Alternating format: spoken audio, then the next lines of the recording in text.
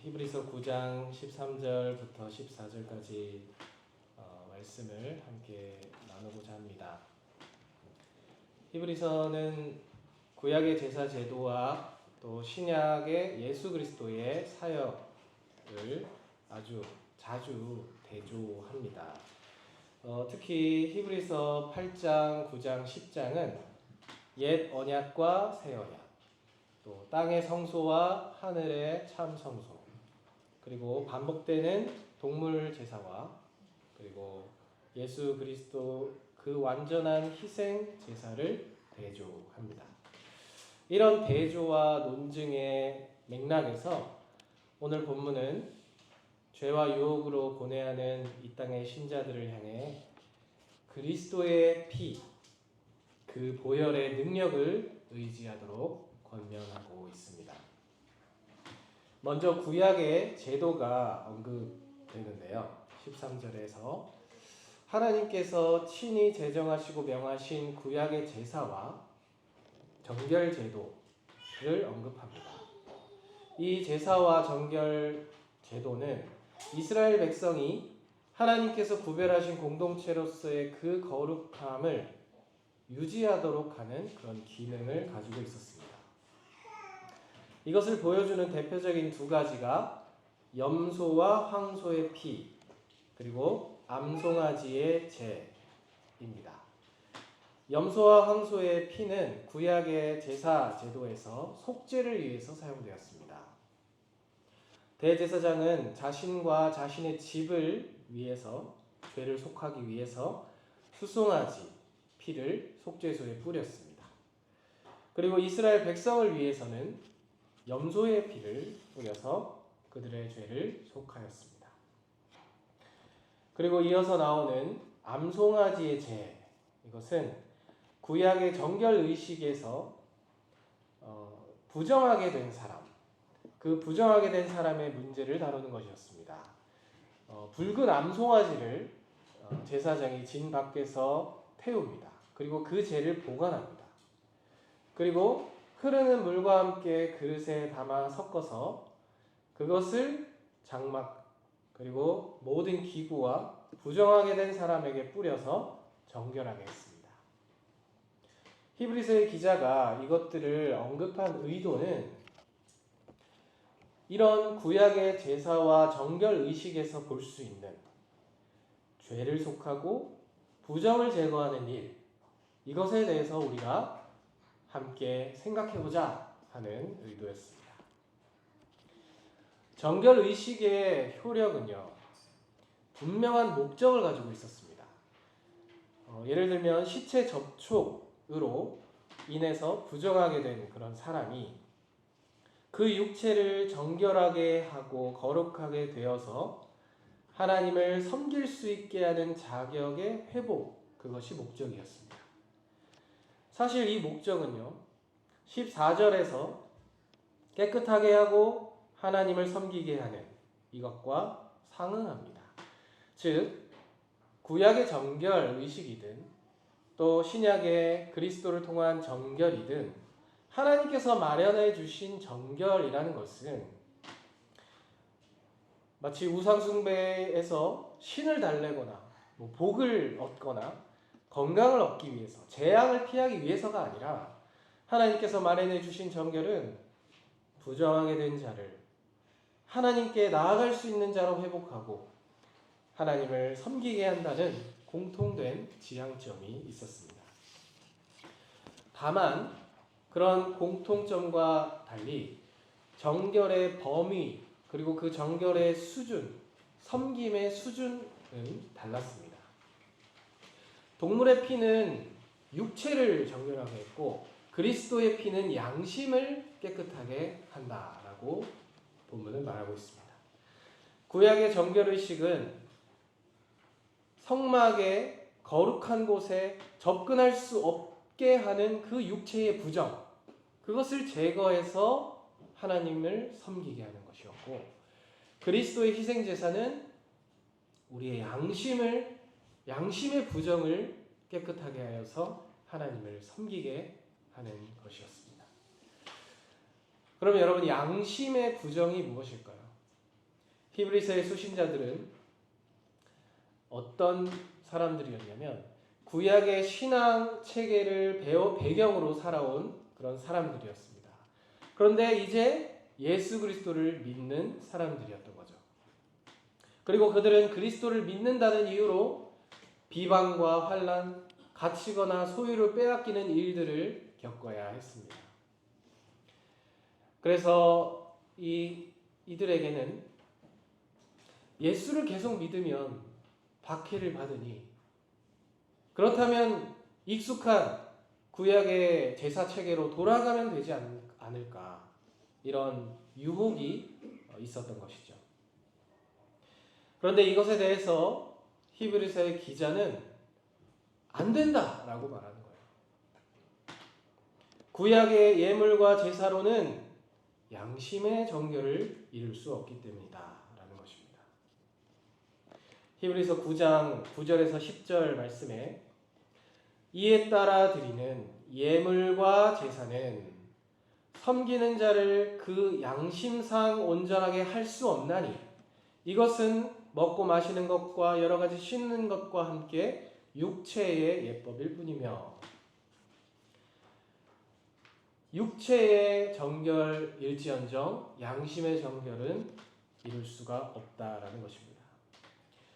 성도 여러분, 양심의 부정 또는 히브리서 10장에서 말하는 악한 양심이라는 것은 신자가 자신을 여전히 죄책과 정죄의 상태로 인식하고 판단하는 것입니다. 왜 그렇게 생각할까요? 나의 내면이나 나의 행동에서 계속 죄들을 보게 될 때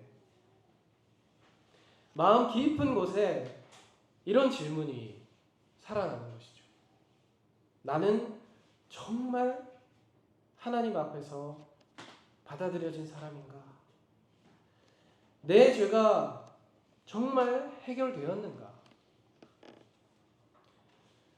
우리 마음속 깊이 그 질문을 다시 끄집어내게 되는 것입니다. 이러한 질문과 의심이 살아날 때, 그때 박해를 피하기 위해서 구약의 체계로 돌아가서 반복적인 예물과 제사를 드리게 된다면 나의 죄로 인한 그 질문들은 근본적인 해답을 결국엔 얻지 못하게 될 것입니다. 결국 하나님께 거리낌을 가지고 살아가는 상태, 하나님과의 거리감을 가지고 하나님을 섬긴다고 하는 그런 상태가 될 수 있는 것입니다. 그러므로 이들에게 진정으로 필요한 것은 반복적인 정결 의식이 아니라 죄책과 부정을 완전하게 영원히 해결하는 그런 해결책, 그것이 진정으로 이들에게 필요했습니다. 성도 여러분, 우리도 마찬가지죠. 외형적으로는요, 교회 공동체에 속해 있고요, 성도로서 겉모습을 가지고 있고요. 그러나 사실 나의 내면을 바라보면 뭔가 확신할 만한 그런 구원의 근거나 구원의 증거로서 보여줄 것들이 별로 없습니다. 오늘도 화를 내었고요, 미워했고 욕심을 부렸기 때문입니다. 다른 사람을 판단했고 시기했고 교만했고 하나님보다 나 자신을 더 의지했기 때문입니다. 사랑해야 할 사람을 충분히 사랑하지 못했고, 용서해야 할 사람을 용서하지 못했고, 감사해야 할 일에 불평했기 때문입니다. 기도해야 할 때 기도하지 않았고, 말씀보다 내 생각을 더 신뢰했기 때문입니다. 겉으로 드러난 행동뿐만 아니라 마음속에서도 여전히 수많은 죄가 나를 고발하고 있기 때문입니다.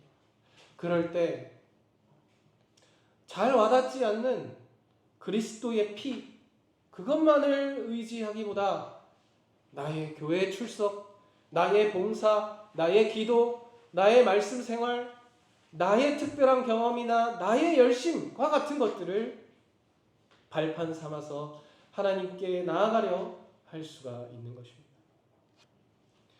그러나 그러한 것들은 우리의 양심을 온전하게 하지 못합니다. 물론 하나님을 섬김에 있어서 외형적으로 의식적으로 거룩한 생활을 해야 마땅하지만 그 전에 우리에게 더 필요한 것은 바로 우리 자신을 여전히 죄책과 정죄의 상태로 판단하지 않는 것, 곧 양심을 깨끗하게 하는 것입니다. 이것은 잘못에 대한 죄책감 따위 버려라 라는 그런 심리학적인 메시지가 아니라 오히려 죄는 죄로 분명히 인정하고 그럼에도 불구하고 의심 없이 회개하고 그리스도의 피를 힘입어서 용서를 받으라 라는 우리 내면을 향한 스스로에 대한 선언과 같은 것입니다. 우리는 물론 이제 우리는 죄가 전혀 없다라고 말할 수 없지만 죄에 대한 마음의 정죄는 그리스도의 피로 깨끗하게 제거할 수 있습니다. 우리는 나의 외적인 행위나 내면 그것들을 통해서가 아니라 그리스도의 피만을 통해서 우리 자신을 바라볼 수가 있기 때문인 것이죠. 그리스도의 피는 어떤 피인가? 본문에서 영원하신 성령으로 말미암아 흠없는 자기를 하나님께 드린 그리스도의 피라 증거됩니다. 성도 여러분, 영원하신 성령, 자기를 하나님께 드린 그리스도, 삼위 하나님께서 우리를 향해 행하신 완전한 공동사역을 가리킵니다. 성부께서 제사를 받으시고요. 성자께서 흠없는 자신을 제물로 드리셨고요. 성령께서 그리스도의 자기 희생을 가능하게 하시고 그 사역 가운데 역사하셨습니다. 이와 관련해서 17세기 청교도 존 프레스톤은 그리스도의 피가 우리의 양심을 깨끗하게 하는 것은 무한하다라고 고백했습니다. 그리스도의 피가 우리 양심을 정결케 하는 그 효력은 무한한 효력이다. 그 이유로 제시하는 것은 두 가지입니다. 첫째는 그가 영원하신 성령으로 말미암아 자신을 들이셨다는 것입니다. 한낱 인간의 피나 인간의 희생이 아니라 하나님의 것이었다라는 것이죠. 그리고 둘째는 그 희생 제물이 그 자체로 흠이 없었다 하는 것입니다. 다시 말해서 그리스도의 피는 곧 초월자이신 거룩하신 하나님 자신의 흠없이 완전한 대속을 의미하는 것이죠. 즉 우리보다 더 가치 있는 대가를 지불하셔서 무한한 과함에 더 가치 있고 더 의미 있는 것들로 이것을 사신 것입니다. 그리고 우리의 가치를 훨씬 뛰어넘는 그 대가는 바로 그리스도의 피라는 것이죠. 어떤 사람이 자신의 죄가 너무 크고 너무 많아서 하나님께서 나를 받아주지 않으실까 두려워한다면 그는 자신의 죄보다 큰 보혈의 능력을 믿어야 합니다. 우리의 죄가 아무리 크고 아무리 많더라도 죄에 대해 지불한 대가는 무한하기 때문에 모든 죄를 초과하는 것입니다. 다시 말해 보혈의 능력으로 우리는 모든 죄악에서 정화될 수가 있습니다. 그러니 정작 우리가 할 것은 죄의 크기를 두려워하는 것이 아니라 오직 믿기 위해서 노력하는 것이죠. 그리스도를 값없이 받아들이는 것입니다. 에스겔 36장 25절 말씀에 너희로 정결하게 하되 곧 너희 모든 더러운 것에서와 모든 우상 숭배에서 너희를 정결하게 하는 맑은 물의 뿌리이라는 것이 나옵니다. 이것이 그리스도의 피뿌림을 예표하는 것인데요. 결국 이 말씀에 근거해 볼 때 그리스도의 피는 죄가 아무리 많다 할지라도 회개하는 자의 모든 것을 정결하게 하고, 아무리 크다 할지라도 더러운 것, 우상 숭배의 죄, 이 큰 죄도 정화할 만큼 충분한 것이다 라는 것입니다. 그렇다면 죄에 반복적으로 자주 빠지게 되는 그런 문제는 어떻습니까? 스가랴 13장 1절 말씀에 따르면 그리스도의 피는 죄와 더러움을 씻기 위해 열린 샘에 비유되고 예표되고 있습니다. 여러분, 수조가 아닙니다. 샘입니다. 즉 우리를 정결하기 위해서 끊임없이 솟아나는 샘입니다. 우리 안에도 샘이 있습니다. 우리 안에는 죄의 샘이 있어서요, 우리가 반복적으로 더럽혀지게 되죠. 그러나 그리스도의 피 안에도 샘이 있습니다. 우리를 깨끗하게 하고 결코 마르지 않는 정결의 샘입니다. 다시 말해, 주님은 우리를 날마다 용서하신다는 것입니다. 이처럼 그리스도의 피는 모든 죄보다도 많고 어떤 죄보다도 크고 무한하다라는 것입니다. 저와 여러분이 그리스도를 믿는다면 바로 그분의 피가 사용된 것이고요, 큰 죄를 용서받도록 우리 위에 뿌려진 것입니다. 성도 여러분, 오늘 본문을 통해서 하나님께서 우리에게 하시는 말씀은 분명합니다. 히브리서의 전체 맥락에서도 그렇고요, 내게로 나아오라 라는 것입니다. 형식적인 종교생활, 하나님께 벌을 받을까 하는 두려움으로 하게 되는 하나님과 우리의 관계, 그것을 죽은 행실이라 한다면, 하나님께서 원하시는 것은 살아계신 하나님과 친밀한 교제를 나누면서 서로를 기쁘게 하고 싶은 그런 생명의 관계인 것입니다. 여러분, 이렇게 되면, 하나님과 그렇게 친밀한 교제를 누리게 되면 우리가 하나님을 섬기는 그 섬김은 차원이 다르게 되는 것입니다. 용서받은 사람, 은혜 받은 사람, 아무것도 내세울 것이 없이 자신의 죄만을 알게 되는 그 사람이 그리스도의 피를 힘입어 여전히 품어주시는 그 하나님의 참 사랑을 경험하게 되면, 그 사람은 하나님을 섬기는 차원이 달라져서 형식적으로 불편한 마음으로, 거리끼는 마음으로 하나님을 섬기는 것이 아니라 기쁨으로, 즐거움으로 하나님께 감사하며 평생을 그렇게 하나님 기뻐하며 섬기게 되는 것입니다. 물론 여전히 내가 잘 살지 못하는 것이 우리에게 마음에 걸릴 수가 있습니다. 죄를 지은 것이 괴롭고 하나님 앞에 부끄러울 수가 있습니다. 그러나 이제 그 마음은 나 자신을 고발하고 정죄하여서 하나님께 버림받을까 두려워서 생기는 그런 마음이 아니라, 나를 여전히 사랑하시는 하나님을 사랑하기 때문에, 여전히 나를 용서하시기 위해 준비하신, 그래서 언제라도 다 용서하실 그런 하나님을 사랑하기 때문에 나의 죄들이 부끄럽고 마음이 아픈 것입니다.